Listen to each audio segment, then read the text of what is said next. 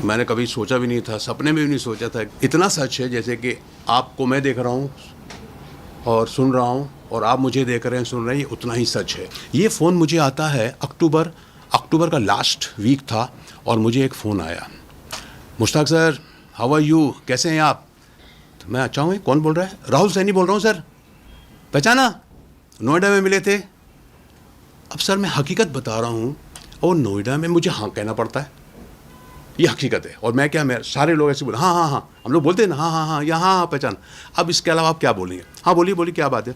Sir एक हमारा एक अवार्ड शो है, हमको अवार्ड देना है, लोगों को सम्मानित करना है, उन लोगों को जिन्होंने अपने अपने फील्ड में ऐसा ऐसा काम है। उसमें डॉक्टर्स भी हैं, उसमें आर्मी पर्सनस भी हैं, कुछ खिलाड़ी भी हैं, तो ऐसे ऐसे ऐसे हैं जो अब बुज़ुर्ग हो गए हैं, तो हम उनको सम्मानित करना चाहते हैं। मैंने कहा चलो ठीक है ठीक है ठीक है। मैंने कहा कितने कितने लोगों को करना पड़ेगा? सर ऐसे वो ज़्यादा कुछ नहीं सर, कम से 25-30 लोग होंगे हैं, और एक छोटा सा गेट टुगेदर है सर, ये होगा, आपको आना है। मैंने कहा यार देखो ये बताओ तुम्हारा बजट क्या है? तो उसने बोला कि सर हमारा बजट 50,000 का है। नहीं यार, मैंने कहा ये 50,000 तो कम है। वो मैंने कहा कम से कम 1 लाख रुपए होना चाहिए। सर 1 लाख रुपए तो ज़्यादा हो जाएगा, ऐसा वैसा आप कीजिए ना, कर सर प्लीज़। सर आप हार्डली 1 घंटे में आप स्टेज में नहीं रहेंगे, हार्डली 1 घंटे में आपको हम फ्री कर देंगे। अरे यार मैंने कहा चलो ठीक है। मैंने कहा नहीं यार लेकिन सर, अच्छा मैंने कहा 75,000 कर दें। चल मैं करता हूँ, लेकिन 50 तो 100%। तो उसने सर ये बात हुई मेरी, और नेक्स्ट डे नेक्स्ट डे नहीं, उसने 4 नवंबर को 25,000 रुपये अकाउंट में डाल दिए। 25,000 रुपये अकाउंट में डाल दिए, और 8 तारीख को मेरी टिकट हो गई बॉम्बे से दिल्ली 15:45, मतलब 3:45 बजे की एयर इंडिया की फ़्लाइट भी उसने कर दिया। और उसके बाद उसने जब ये करने के बाद उसने बोला सर आपके पैसे भी आ गए। मैंने कहा हाँ आए तुम्हारे 25,000 रुपये। और बोले आपने टिकट भी मैंने कर दिया। हाँ ठीक है। उसके बाद रिटर्न टिकट भी किया सर उसने नेक्स्ट डे की, मतलब 21 तारीख की 1 बजे की टिकट भी, रिटर्न टिकट भी कर दिया उसने। मैंने कहा ओके ठीक है ओके। फिर सर हम भूल गए, अब चलो ठीक है चलते रहेगा। And that day the election था उस दिन 20 तारीख को। फिर मेरे को अचानक याद आया, मैंने कहा यार उस दिन तो इलेक्शन है। फिर मैंने टिकट देखा, मैंने कहा 3:45 बजे की फ़्लाइट है, सुबह में वोट दे के आराम से हम जा सकते हैं, नो प्रॉब्लम। फिर उस दिन हमने, और उसके बाद फिर उसका फ़ोन भी आया, सर याद है ना कल आपको आना है? मैंने कहा हाँ यार। मैंने कहा यार इलेक्शन भी है यहाँ पर। बोले सर आपकी टिकट ही 3:45 बजे की, वो टेंशन नहीं है। मैंने कहा चलो ठीक है नो प्रॉब्लम। अब उसके बाद सर हमने तैयारी की सुबह उठ करके, और अपना वोट डालने गए वाइफ के साथ, वोट डाल के आए, और कुछ 2:20 से 25 मिनट में मैं एयरपोर्ट पहुंच गया। वहाँ जाके पता चला कि फ़्लाइट 1 घंटा लेट है। 1 घंटा लेट है मतलब कुछ 4:45-5 बजे का टाइम बता रहा था कि अब फ़्लाइट आपकी 1 सवा घंटा लेट हो गई।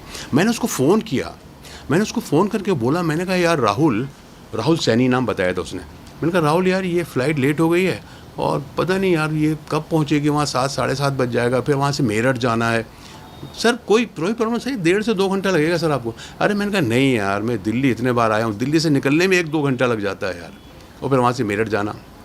मैंने कहा 3 साढ़े 3 घंटे से कम नहीं लगेगा, और फिर वहाँ पहुँचूँगा कब मैं यार, 7-10 साढ़े 10 बज जाएगा शो। तो मेरा ये कहने का था यार, वो ये कह दे मुझे कि सर ठीक है फिर बाद में देखते हैं कुछ, लेकिन वो ये कह रहा था कि नहीं सर आप टेंशन मत लीजिए, आपको तो आपका मैं लास्ट में एंट्री रखूँगा, है ना, आप 11 बजे तक भी आएंगे मेरे पास तो नो प्रॉब्लम, क्योंकि मैं आपको, और ज़्यादा नहीं सर, मैं तो आपको, मैं कहता हूँ 20-25 मिनट में आपको कुछ लोगों को अवार्ड देने के बाद मैं आपको छोड़ दूंगा। मुझसे एक गलती हो गई कि यार मैंने ये नहीं पूछा कि तू होटल कौन सा किया तूने। अक्सर क्या होता है सर, हम लोग पूछते नहीं है, चलो ठीक है यार, अच्छा ये होटल देंगे, प्रोग्राम में चले जाएंगे। इस तरह से मेरी फ़्लाइट लैंड हुई वहाँ पर कुछ 7 बजे लैंड हुई। उसके पहले ही उसने मुझे एक नंबर दे दिया था, उसका नाम था मनोज सिंह। उसका नंबर दिया था, सर ये ड्राइवर है जो आपको पिक करेगा, इसका नंबर ये है, जैसे ही आपको लैंड होंगे तो वो आप उसको फ़ोन कर लीजिए, या वो आपको फ़ोन कर लेगा। जब आप जैसे ही आप लैंड होते हैं वैसे ही आप मुझे उसको फ़ोन कर लीजिए। सर मैं वहाँ पहुँचा कुछ 7 बज गया था, निकलते 7:15 बज गया, 7:30 बज गया था।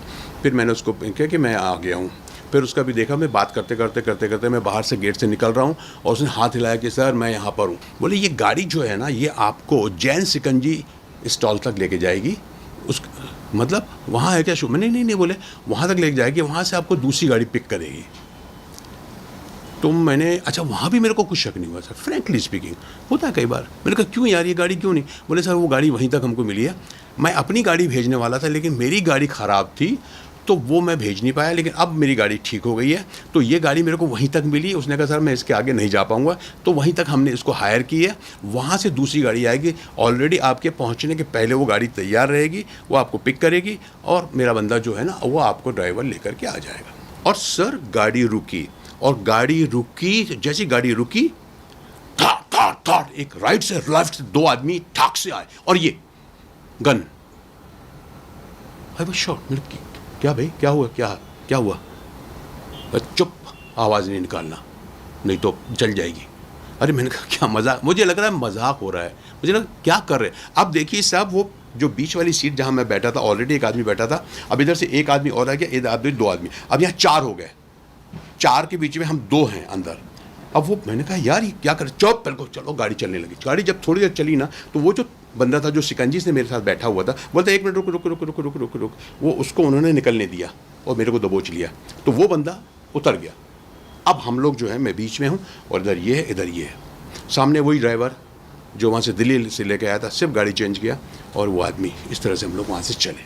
वहाँ से चलने के बाद सर उन्होंने मेरे को चलते रहे और कुछ देर के बाद उन्होंने मेरे को चादर डाल दिया और बोल तुम सो जाओ यहाँ पे, बिल्कुल छुप जाओ, नीचे हो जाओ, कुछ मत करो।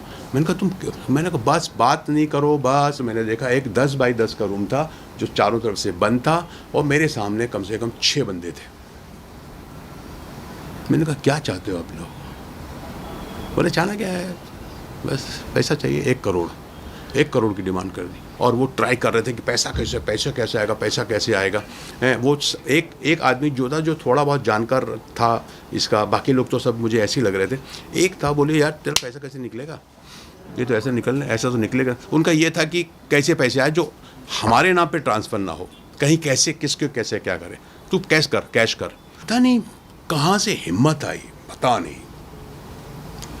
बस उठा मैं,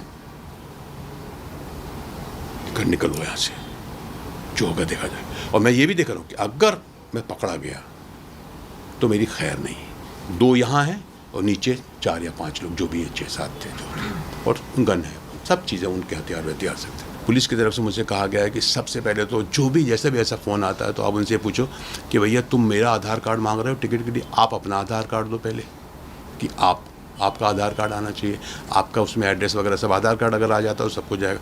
ये जो प्रोग्राम है ये कहाँ कर रहे हो आप? तो बोले कि साहब ये प्रोग्राम हो रहा है यहाँ, आप उनका एड्रेस दीजिए, उनका पता दीजिए।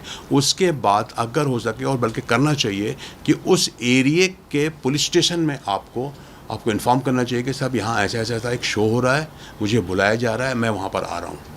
ये होना बहुत ज़रूरी है। और अगर हो सके और पॉसिबल हो सके तो अगर आप इस तरह के प्रोग्राम में जा रहे हो मेरे साथियों, तो ये कोशिश करो कि आप जब एयरपोर्ट में जाते हो तो आप उनकी गाड़ी में मत जाइए। उनको ये बोलो कि भैया मेरा वहाँ पे दोस्त है, या मैं ओला करके आ जाऊँगा या कुछ भी करके आ जाऊँगा, जो भी उसका पेमेंट होगा, जो भी उसका बिल बनेगा, मीटर होगा, वो आप दे देना। और मुझे होटल का बता दीजिए, और होटल का पता लीजिए, क्योंकि आपको डेफिनेटली होटल देते हैं, हर कोई देता है होटल का मुझे पता बताइए। होटल में हो सके तो उसका नंबर भी मिल जाएगा आपको। उस होटल के वाले को फ़ोन कीजिए, क्या मेरे नाम का इस तरह का रूम कुछ बुक है या नहीं है। और जैसा कि मैंने कहा कि आप एयरपोर्ट से उतरने के बाद आप अपने ही कैब पे जाइए वहाँ पर, अगर हो सके तो। और कोशिश कीजिए कि सबसे पहले कोशिश कीजिए कि जो बंदा आपको बुला रहा है, आप उसको कितना जानते हैं। अगर आप ये वीडियो YouTube पर देख रहे हैं तो हमारे चैनल को सब्सक्राइब कर बेल आइकन दबाएं, और Facebook पर देख रहे हैं तो हमारे पेज को लाइक करें। 8 मिलियन प्लस सब्सक्राइबर, आपके इस भरोसे के लिए बहुत धन्यवाद।